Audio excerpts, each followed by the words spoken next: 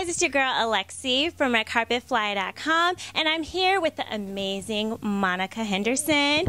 She is going to be giving us some red carpet fashion tips and just tell us what's hot and what's not on the red carpet. So I'm just going to go ahead and jump right in.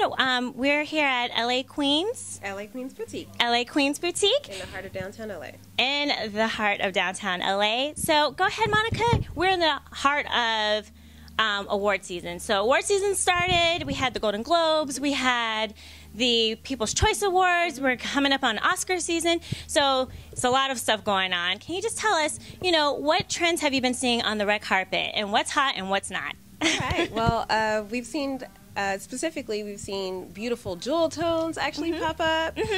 We've seen interesting necklines and like high necks, deep V's, beautiful neutrals. We've seen some rhinestone. We've seen some of everything in this particular award season so far with the Golden Globes.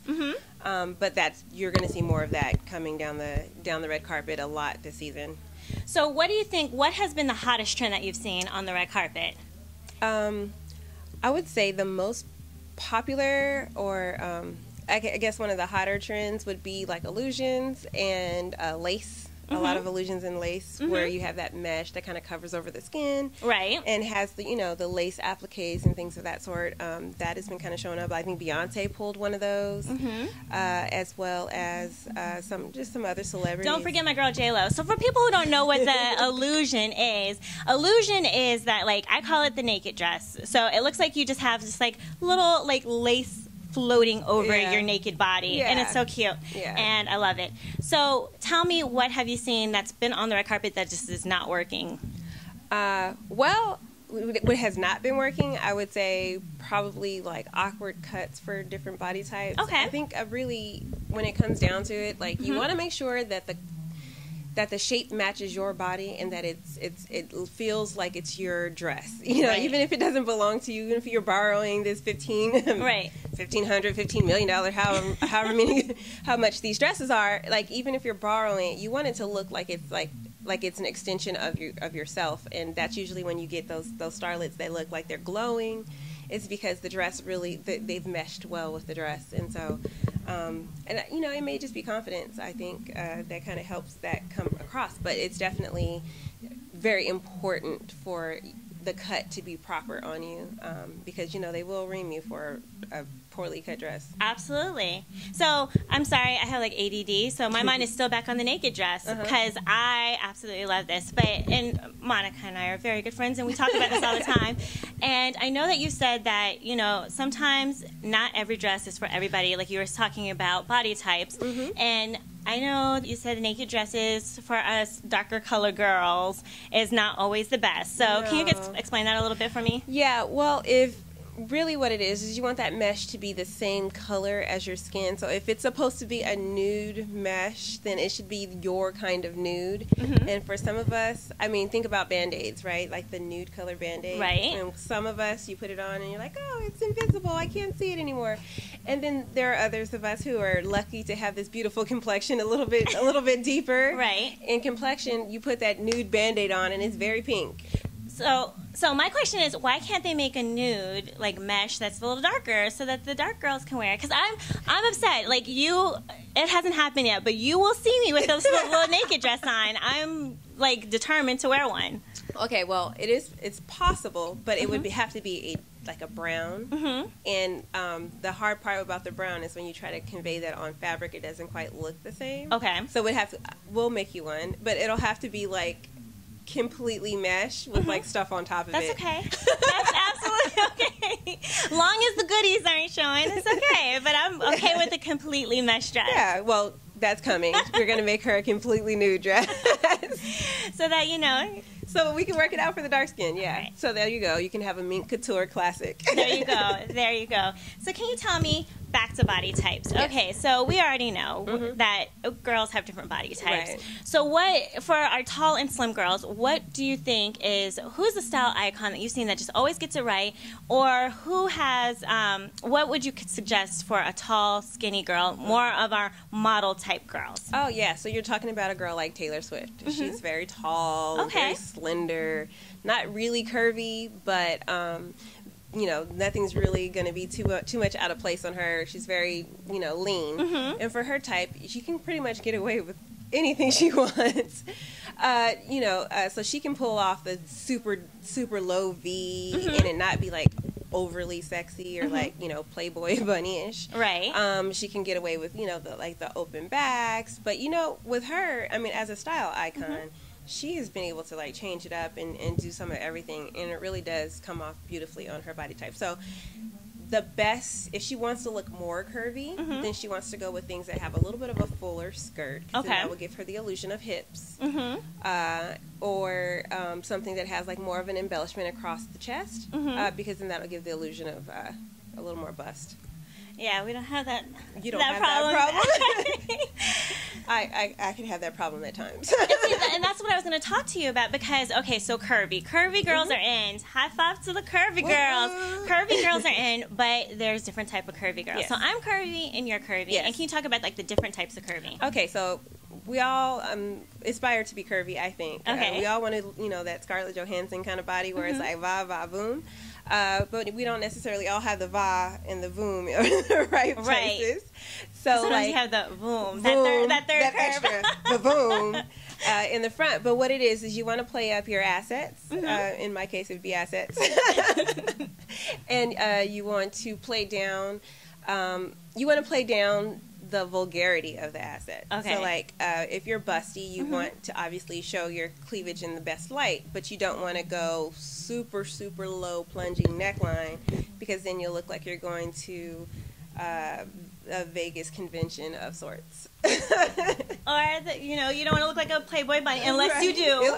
Unless you do. That's your thing. I mean, if Pamela Anderson's your girl, that's how you roll, then go for it.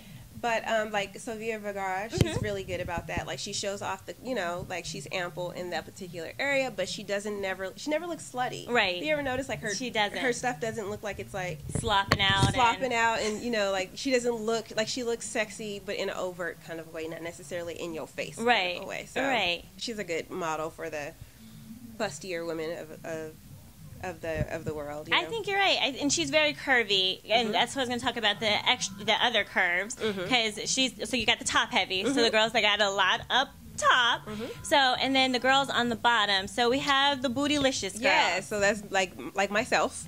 I'm in good company with J-Lo and Kim Kardashian. Right. We are hippie and curvy. We have a little bit of booty, and so things for us like pencil skirt type dresses are always really nice on us. But what kind of classes up those things if you do like a straighter skirt, but it's not so tight that it hugs the undercurrent of your butt. Okay. Because then that kind of gives it like, oh yes, I'm sexy and curvy in this way, but it doesn't give the whole. The whole cake. Yeah, you're not trying to get the whole cake. Just like, a taste of the cake. Yeah, a little less video vixen of it all. Okay. Do you know what I mean? So yeah, I definitely do. It'll there's a time and place for that, and that's perfect for the club. But when you're going on the red carpet, you want to look more elegant and classy, and like you want to look like that old money. now, who personifies that? Who does it just right when they show off the little boom boom, but not like so much boom. Right. Well, actually, J-Lo is actually better at it than Kim Kardashian is. Okay. Because if you look at J-Lo's dresses, usually she actually goes for the plunging V and completely distracts you from the booty altogether. Right. That is true. That is true. I never really thought about it, but it's true. And she goes for like, I'm gonna cut you with my legs and my boobs because I ain't got neither of those, and then we're gonna hide the little booty back there, right? In a little bit more of a less fit. So it hugs her curve, right? But then it doesn't like cake it up, like it doesn't come all the way in. Kim Kardashian goes for the whole like you're gonna see all of my assets. And you're gonna see the cake, the icing, the candle, everything, and that's okay too. If like you said, if that's what you're trying to go for, absolutely. So like those are great for like the VMAs, right? Or some like the edgier shows where it's Grammys or maybe well maybe not so much Grammys, but like. Yeah, I understand what you're saying. Where it's a little bit more of a playful audience. You got to play to your audience, of course. Right. But, like, you just want to do you want to go along with what it is. So like for the Oscars and the Emmys and the Golden Globes, those are all very like high end, super high fashion. Right. What is the film festival? Cannes. Oh, right, the Cannes Film Festival. Cannes Definitely. Film Festival. All of those are things that you don't necessarily want to go edgy. You want to go more high fashion. Right. And so if you're going high fashion, then you play down the vulgarities of it all and you play up all of the elegance. Okay, that's something really good. Mm-hmm. Now, what about the girls that have a little bit on the top and a little bit on the bottom? I'm one of those kind of girls. Like I got some on the top and then I got some on the bottom. Well, then you have a perfect hourglass, which is great because that's what we all aspire to. Mm-hmm. So those of us who don't have a whole lot at the top, we try to like, push them up and Right. perk them up so that they look more like that. And then those of us who don't have too much on the bottom, we try to like, do things to kind of make it pop a little. Right. But for those types, you're in luck because it's really kind of hard to downplay that. Mm-hmm. And the beautiful part about that is what a lot of people think is like, oh, well, to have that kind of a figure, you have to be like a size 6 or a size 2 or size 4. Right. But it's not true. That particular shape looks great at any size. So I could get away with the plunging neckline? You cannot get away with the plunging neckline. No. Because I'm always trying to be naked. So, I understand that. I understand that. But you can do a semi plunging neckline. Okay. So like where you are right now, like that's a classy length. Any lower than that, and we're talking a completely different. About Playboy. We're talking a little bit Playboy. Mr. Hugh Hefner. Hey, how's it going? Centerfold. Right. Yeah, but you don't want to be that on No, there. I don't want to be that. No, because that's a little distracting when I'm trying to talk to, maybe, a little bit. I'm trying to think of an actor to talk to. When I'm trying to talk to maybe like a Tom Hanks, that might be a little distracting to Absolutely. look like I'm a Playboy bunny. A little bit. You might get cast for a different kind of role than what you're really trying to go for. All right, and that happens in Hollywood. It really does. It really does. So, can you tell me what are some like golden rules? Before we get to the golden rules. Okay. Tell me what is the best accessory to have on the red carpet, because you can spend all this time on the dress and even the shoes, and then you're it can be a disaster with what you pair that with. So, what are good accessories in Miss Monica's opinion? Okay, so in my professional opinion, Yes. the most important accessory is not actually an accessory at all, but it's confidence. Because regardless of what dress you're wearing, it could be the most fabulous. It could be like material made in the Amazon by pygmies and flown over on a private jet, everyone on the staff is sipping champagne. It could be the most expensive material in the whole wide world. Mm-hmm. And if you put it on your body and you don't feel confident, it's going to look like a $10 dress from Kmart. Right. So you want to make sure that your confidence is really what's shining through. And if you're uncomfortable in any way in the dress, it's going to show, and it's going to make the dress look a little more awkward. So first things first, make sure that you feel confident and comfortable in your clothes, right? You want to make sure that everything's tailored properly, that you're not fidgety, that you're not tugging on the top or slinking that skirt down on the bottom. And you just want to make sure that you feel good in it. That's the best accessory you could possibly have. You don't even have to have like earrings on, and if you're rocking a great dress and that confidence is beaming through, they're gonna be like, oh my god, she's amazing, she's glowing. Right. Look at her. Twirl, baby, twirl.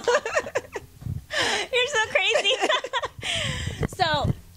So confidence. Confidence is good. You're right, because I have definitely been in places where I don't feel comfortable or confident, and it definitely shows because I'm like trying to pull and tug, and and it's just it's distracting for one. It really is, because everyone's drawn to what you're pulling to. It is. So it's true. They're like, oh, why does she keep tugging on her shirt?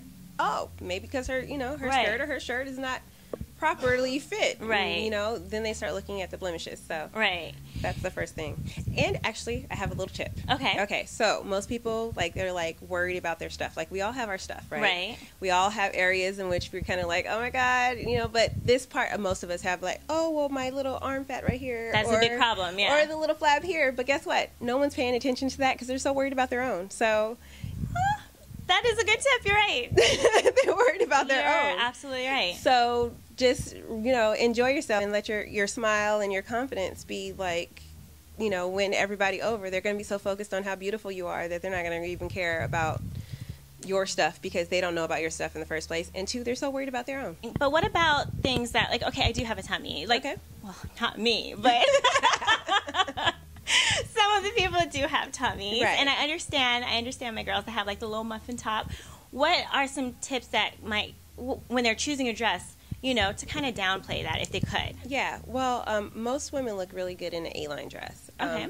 And basically what an A-line is it comes right into the smallest point or your natural waist, and then it comes right back out over the hip. So what happens there is usually right under the rib cage is kind of where everyone is like their most narrow, and it just comes in there, cinches in, and then goes right back out. So like, okay, so I have to confess, I have a burger baby. Okay.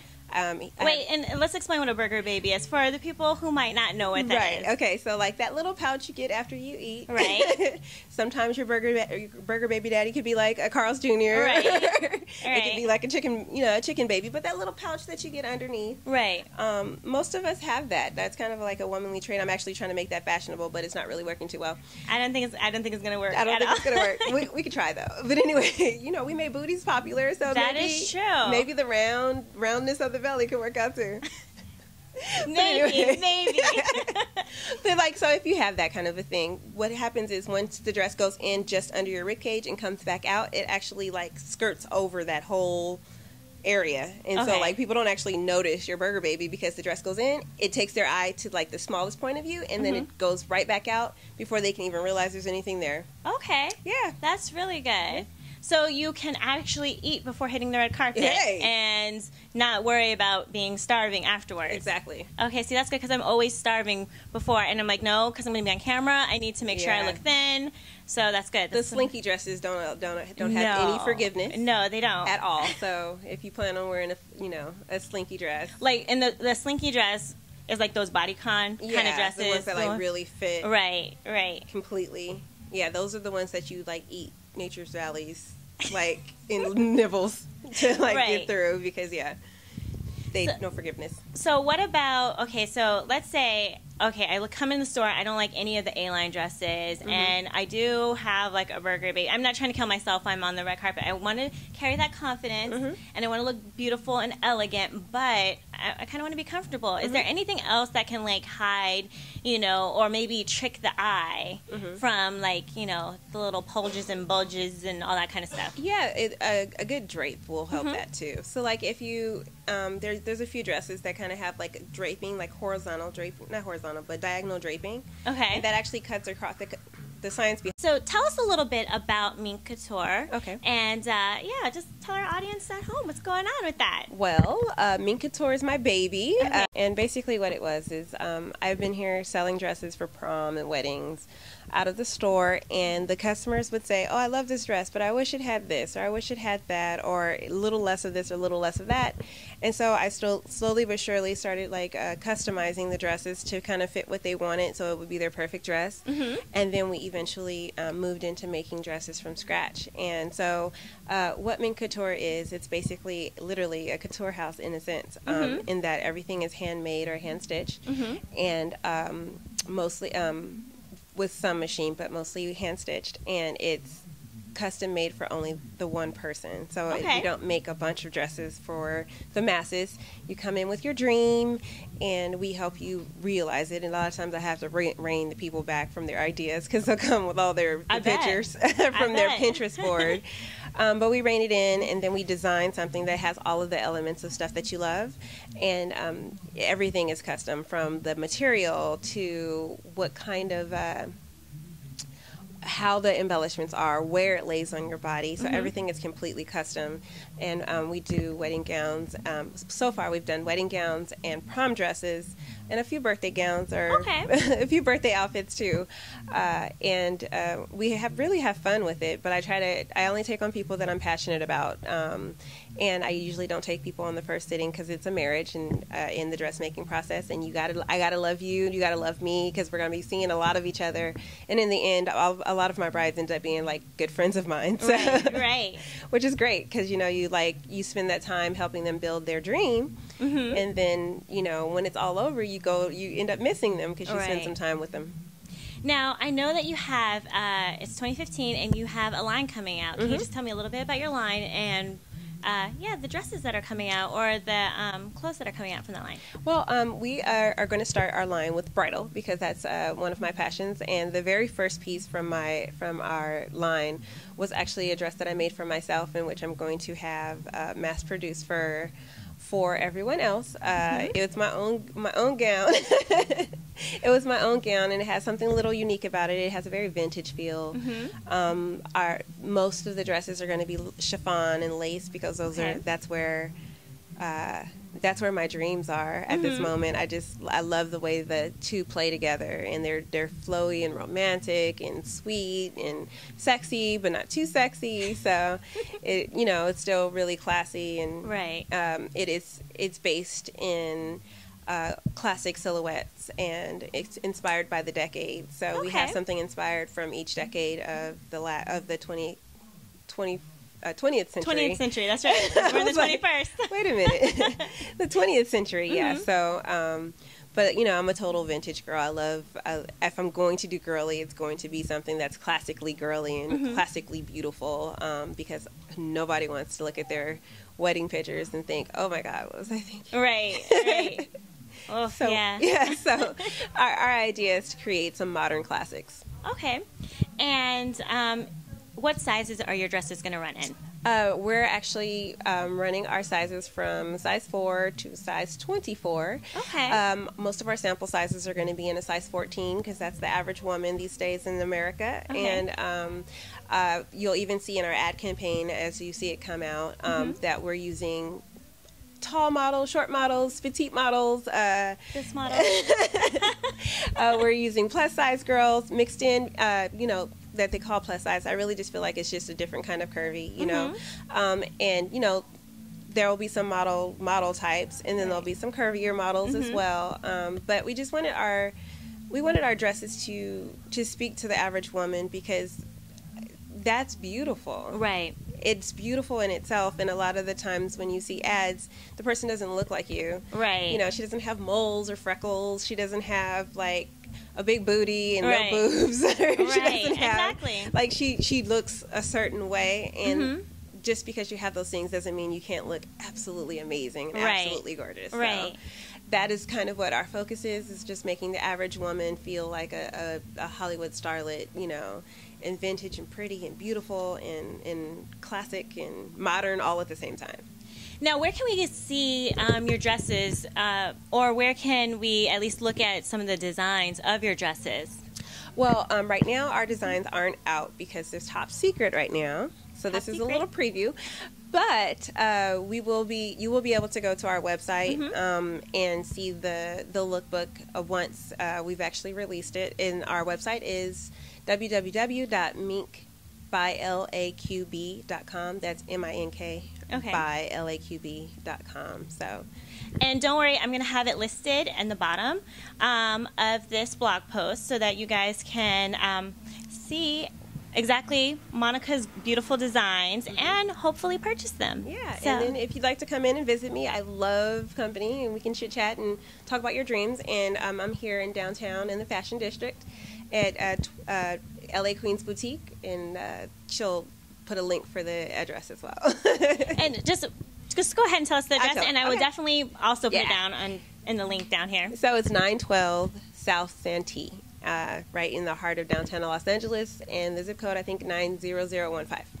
So, Monica, thank you so much. You've been awesome. You've given us something to kind of think about when going in and choosing those prom dresses, winter formals, and even wedding dresses. So I'm definitely going to come back because we have to do a recap of the award season and going into wedding season, because I know there's a few starlets probably going to get married on the horizon. Absolutely. So thank you so much. And as always, guys, make sure to stay fly.